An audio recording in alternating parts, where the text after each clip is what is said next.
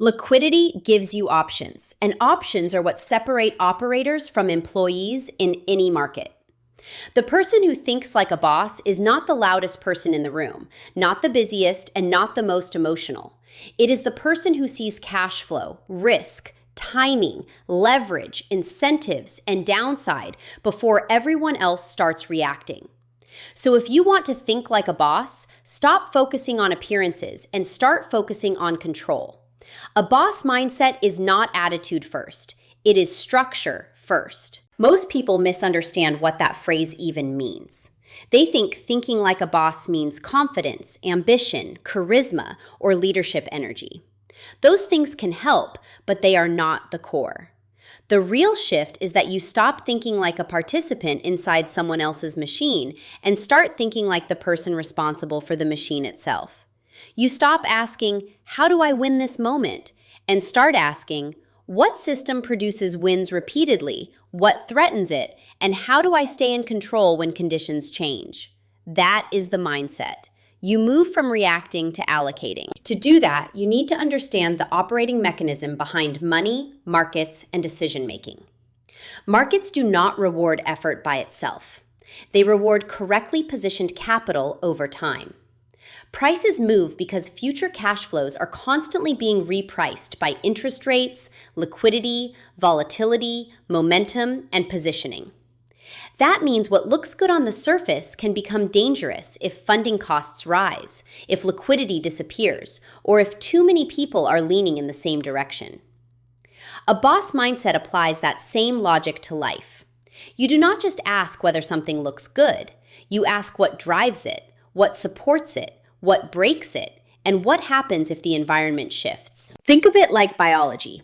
A strong organism does not survive because it avoids pressure. It survives because it adapts under pressure without collapsing. A weak organism can look fine in a comfortable environment and still fail the moment conditions tighten. Financial life works the same way. So does decision-making. If your confidence depends on easy conditions, praise, momentum, or quick wins, that is not power. That is dependence. A boss mindset is adaptive. It is built around cash flow, reserves, optionality, and response quality.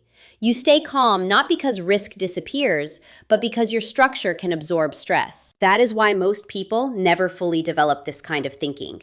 They are trained to optimize for approval, not outcomes. They are taught to work harder, not to allocate better. They focus on what feels productive instead of what compounds. They get rewarded for immediate visibility, not long-term quality of decisions. So they become good at motion and weak at leverage. They become good at effort and weak at structure. And then, when conditions get difficult, they do not know how to think. They only know how to react. So here is the first real shift. You need to think in terms of cash flow before status. A boss does not get hypnotized by revenue without asking about margin. In your own life, that means you stop treating income as the whole story. You ask what remains after taxes, after fixed costs, after debt service, after friction, after mistakes. That is your usable power. If two people earn the same amount, but one has controlled obligations, liquidity, and investable surplus, while the other has high recurring costs and fragile reserves, they are not equally strong. The second person may look better. The first person has more control. Once you see that, the next shift is obvious. You start managing decisions by return on control, not just return on effort. Some decisions look small and still transform your position. Lowering a fixed cost, building a reserve, refusing a flashy but distracting opportunity, automating a useful behavior, saying no to a bad commitment. These do not always feel exciting, but they raise your control over time. That is what a boss sees. You stop asking whether something sounds impressive and start asking whether it strengthens or weakens your operating position. Now make that practical. Suppose the market is rising fast and everyone around you feels smart. The average mind thinks, "I need to move faster." The boss mind thinks, "What is driving this move? Is it cash flow improvement, liquidity, momentum, or crowd positioning?" If I participate, what is my time frame, my position size, and my exit logic? That is a different level of thinking. You do not buy because excitement is contagious. You buy because the opportunity fits your system. If the market moves sharply higher on weak breadth and emotional narratives, you reduce your trust in the story and increase your attention to risk. If the market moves lower and your thesis remains intact, you do not confuse lower price with failure. You evaluate whether the odds improved or whether the environment changed in a way that makes the original idea weaker. That same logic applies to career decisions, business decisions, and personal financial decisions. If someone offers you more money, but the role reduces your flexibility, increases fragility, or traps you in a structure you cannot control, that is not automatically an upgrade. If a purchase improves your image but weakens your liquidity, that is not progress. If a side opportunity promises upside but consumes attention needed for the engine that already works, you do not chase it because it feels entrepreneurial. You ask whether it deserves capital, time, and cognitive space relative to your existing priorities. Thinking like a boss means opportunity cost becomes real to you. This is where timing becomes important. Most people make decisions as if all time frames are the same. They mix short-term pressure with long-term goals and call it ambition. That is how bad decisions hide. A boss mind separates time horizons clearly. Money needed soon is treated differently from money meant to compound for years.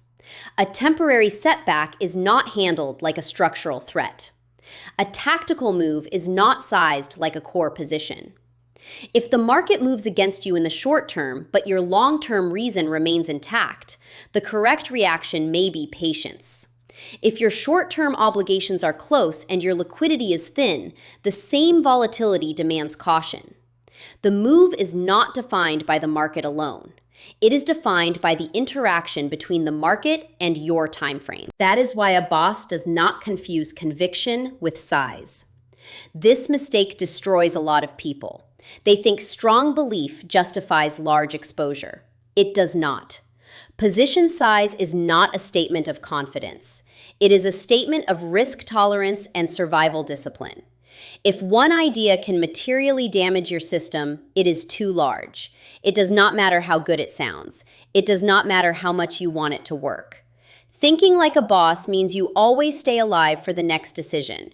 You do not let one moment decide the quality of your whole year. This also changes how you read people.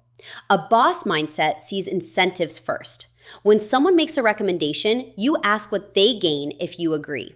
When a business model looks attractive, you ask where the cash really comes from and who absorbs the hidden risk. When a social trend encourages spending, borrowing, or chasing, you ask who benefits from your participation. That is not cynicism. That is clarity. Markets are built on incentives. Organizations are built on incentives. Personal behavior is often shaped by incentives people never bothered to examine. Once you start thinking that way, you stop being easy to move. And you need that because the world rewards surface-level confidence more than deep structure, at least in the short run.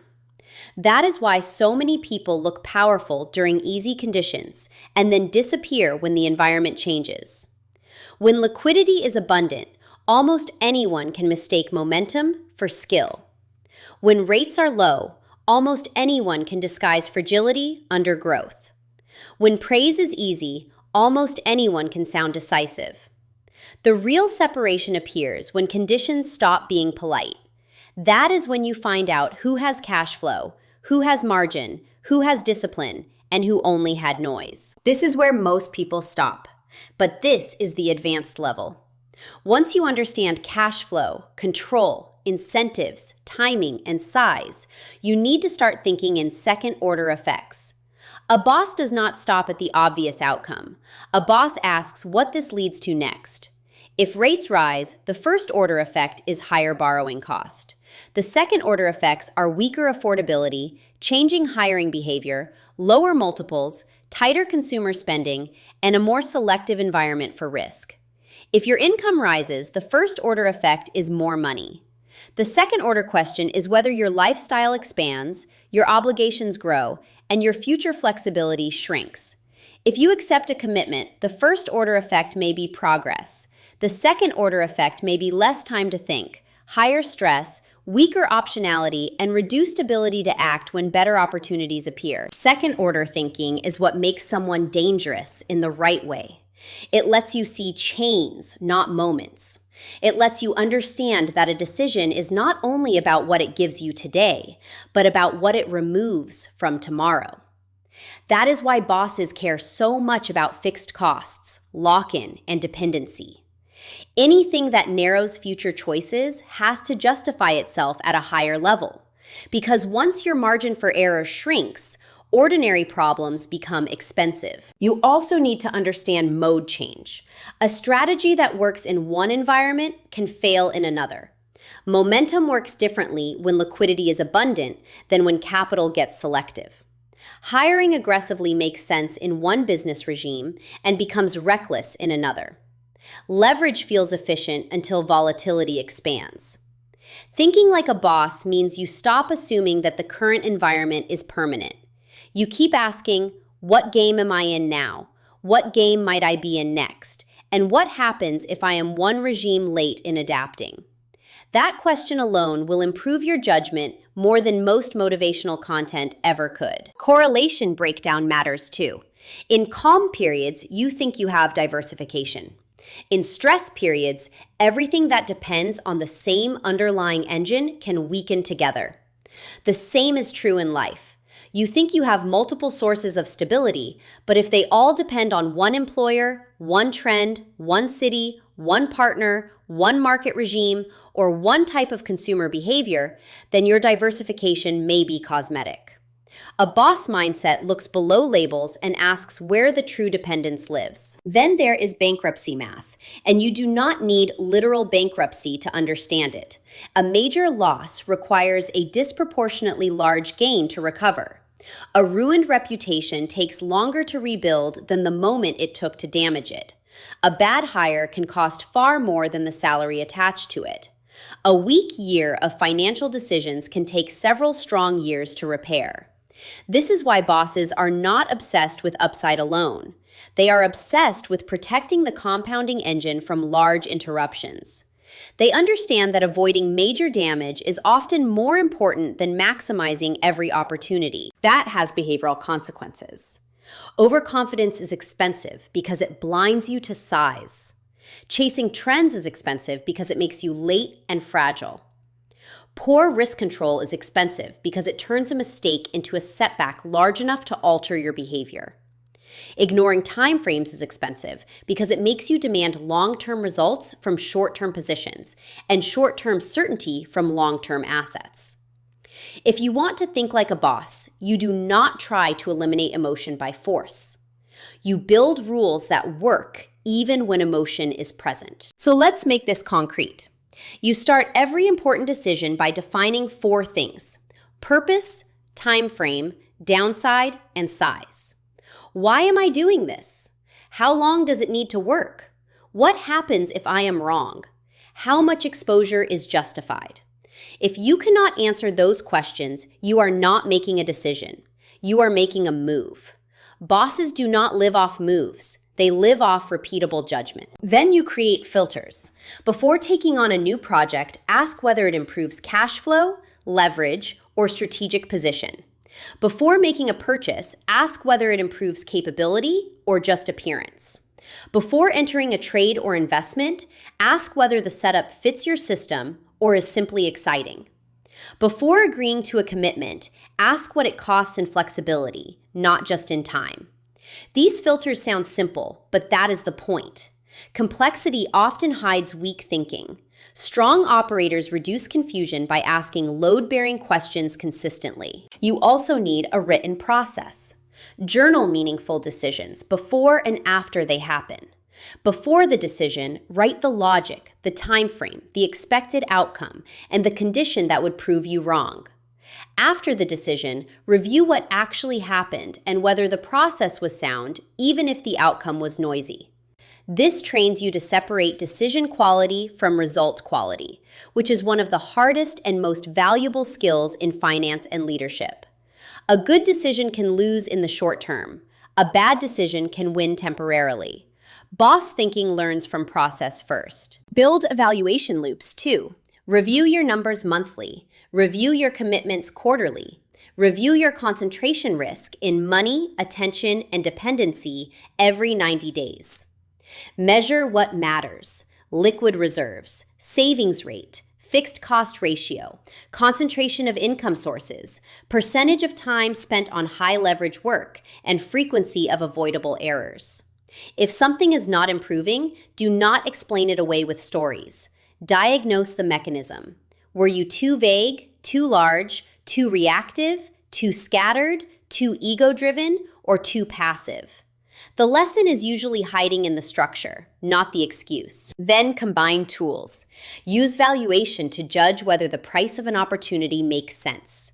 Use macro to understand the environment acting on it.